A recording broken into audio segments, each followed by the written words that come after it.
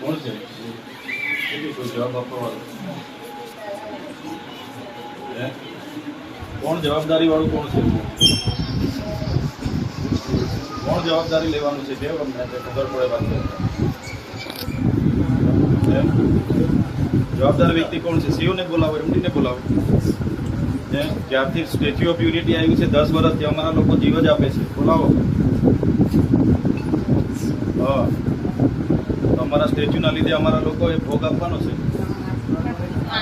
બોલાવો. જવાબદાર કોણ છે? બોલાવો. એ તો આ 31 તારીખ સુધી લઈને બેસીશું. હા, તમારી એકતા પરેડને લીધે અમારા લોકોએ જીવો આપવાના છે. રાત ને દિવસે કામ કરાવીને. બોલાવો જવાબદાર વ્યક્તિને બોલાવો. હા, પરિવાર વાળા નાના નાના છોકરાઓ છે, એક છોકરાઓ મરી ગયા છે.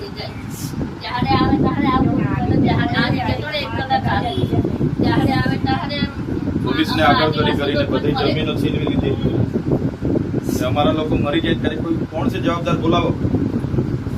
સીઓ એને બોલાવો, એમડી ને બોલાવો. જવાબદાર વ્યક્તિ અહીંયા જોઈએ. કીધું પછી બધું બંધ કરાવીશું અમે કઈ બી જવાના છે નથી. હા, તમને કહી દીધું.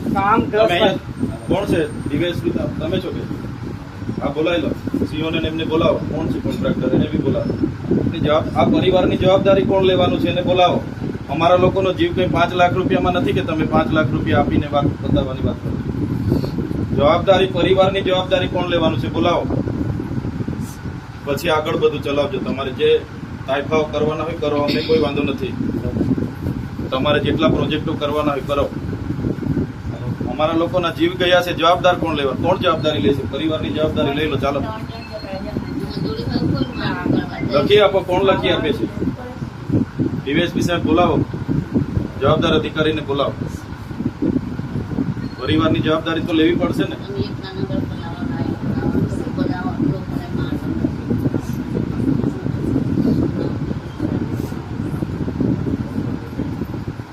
અમે 10 વાગે અમે ફોન કરાવવા ગયા કામ, તો આ ઘટના બનતી જ ના. કામ બંધ નહીં કર્યું ત્યારે અમારી જમીન ઉપર અમે કીધું. હા, મેન સાહેબ આ છે.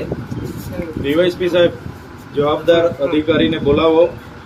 સીઓ હોય તો સીઓ, એમડી સાહેબ હોય તો એમડી સાહેબ, અને આ ત્રણ પરિવારની જવાબદારી લેવી પડશે. હા, લેખિતમાં અમને આપો. આપ પૂછી લો એમને. પહેલા તો માનવ વધની ફરિયાદ દાખલ કરો. જે પણ કોન્ટ્રાક્ટ એની કોપી આપી દો અમને. એટલે આ પરિવારની ચૌધરી આપી દો. પછી પરિવારની જવાબદારી કોણ લેવાનો છે? હવે ઘટના ઘટી છે તો જવાબદારી લેવી પડશે ને. જવાબદારી એટલે માનવતાની રાહે એમના પરિવારમાં આકસ્મિક ઘટના, ચાલો આકસ્મિક ઘટના બની હશે કે જે બી હશે, માનવતાની રાહે વહીવટી તંત્ર અને પ્રશાસન એની જવાબદારી. કઈ રીતના સપોર્ટ આપો છો? ના, એટલે કઈ રીતના સપોર્ટ કઈ રીતના આપવાના છો અમને? કેમ અમને ખબર પડેલો આપણે કઈ રીતના વાત કરેલી છે કેમ અમને લેખિતમાં આપો એટલે ખબર પડે. એમને તમે માનવતાની રીતે શું વળતર આપવા માંગો છો, કે પરિવારની આજીવન જવાબદારી લેવા માંગો છો, કે પ્રશાસન શું કરવા માંગે છે તે કહો અમને. એમ એક બાજુ તો આ અબજોના કરોડોના પ્રોજેક્ટો ચાલે છે, બરાબર છે. એ જમીનો કઈ એમને એમ નથી. બધી આદિવાસીઓને તમારા જેવા પોલીસ અધિકારીઓના આગળ કરીને જ બધી છીનવી લીધી. 10 વર્ષ પહેલા અહીંયા બધું કઈ નતું. અમારા લોકોને આજે બી કટ્યા, આજે જમીનમાં થયું છે ને એના બી કટ્યા છે, ભોજો છે. કઈ રીતના તમે કામ ચાલુ કરાવી દીધું? કોણે કામ ચાલુ કરાવી દીધું? હવે લીગલ પ્રોસેસ નહીં, તમારે શું કરવા? એ બધું કરવાની જરૂર છે. એટલે તમારી બધી આ તાઇફાઓ કરવા માટે અમારા લોકોએ ભોગ આપવાનો છે કાયમ.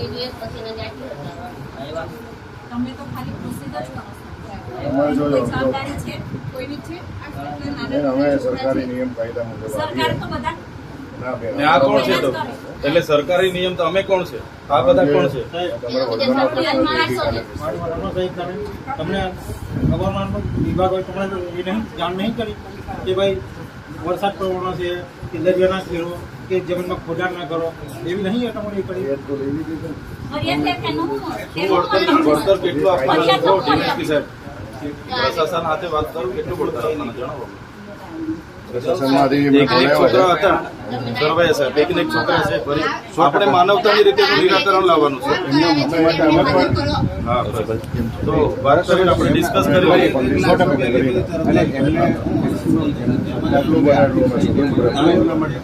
સાહેબ વાત બરાબર છે, પણ હવે આપણે વાત કરીને એમને આજે જ કહી દઈએ કે માફું થઈ જાય. પછી કાલે શું છે, કાલે તમે તમારી ડ્યુટી પર હશો, હું મારા કામમાં રહીશ, આ લોકો વિચાર અટવાશે. આપણે જે સમાન છે ને, આ જ વાત કરવાની છે.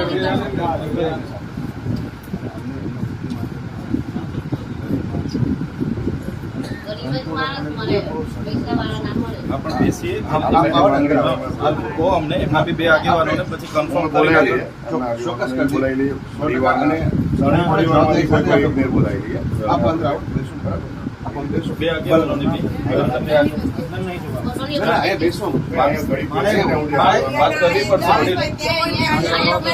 આ મારા પરિવાર છે ને, હા હા એમની સામે થવું જોઈએ જે થવું હોય. હા હા હા એટલે અમે તમે આવો તો તમે ત્રણેય પરિવાર સાથે આવો. ત્રણેય પરિવાર સાથે રાખો. પરિવારના 2 આગેવાનો આવો. ત્રણેય પરિવારના આગેવાનો આવો. બીજા તમે ઉભા રહો. બીજા બધા અહીંયા જ ઉભા રહો. પરિવાર વાળા જોડે 2 આગેવાનો. તમે નક્કી કરો ત્રણેય પરિવારના આપણે રોહિતભાઈના ઘરેથી 2 જણને બોલાવીએ. શૈલેષભાઈના ઘરેથી 2 આગેવાનો.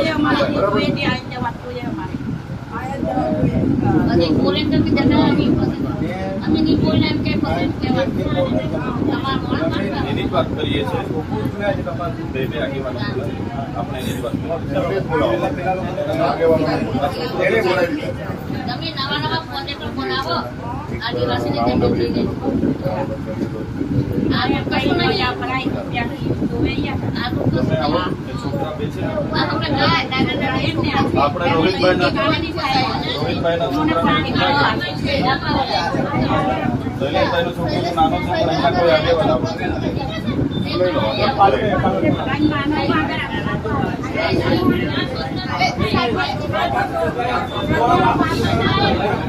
બીજા થોડા સાઈડ પર રહેજો.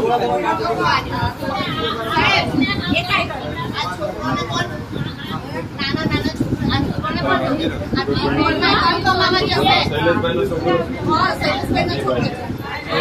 છોકરાની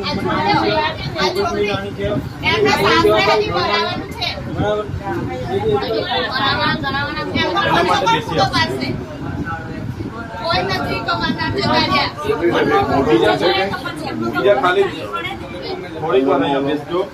અમે આ વહીવટી તંત્ર આવ્યા છે અને અમે પ્રશાસન સાથે બેસીને ચર્ચા કરીએ છીએ. આપણે બધા ભેગા થયા છે તો એનો યોગ્ય નિરાકરણ આવે, એમના પરિવારને ન્યાય મળે એ દિશામાં તમારા વતી અમે પણ બેસીશું અને તમારા બી 2 વડીલો રહેશે. બીજા શાંતિથી અહીંયા બેસો. વાતનું નિરાકરણ લાવવાનો પ્રયાસ કરીએ છીએ. બેસો બીજા શાંતિથી. બીજા શાંતિથી બેસો. બહાર બેસો. આ બાજુ રૂમ છે. બીજા બહાર શાંતિથી બહાર બેસો. અહીંયા એક રૂમ મોટો હતો. બધા પરિવારમાં સાથે બેઠા હતા. અહીંયા મોટા રૂમમાં જતા અને આસિસ્ટન્ટ કલેક્ટર સાહેબ છે. બીજા બહાર આવતા આગેવાનો એટલે આવો.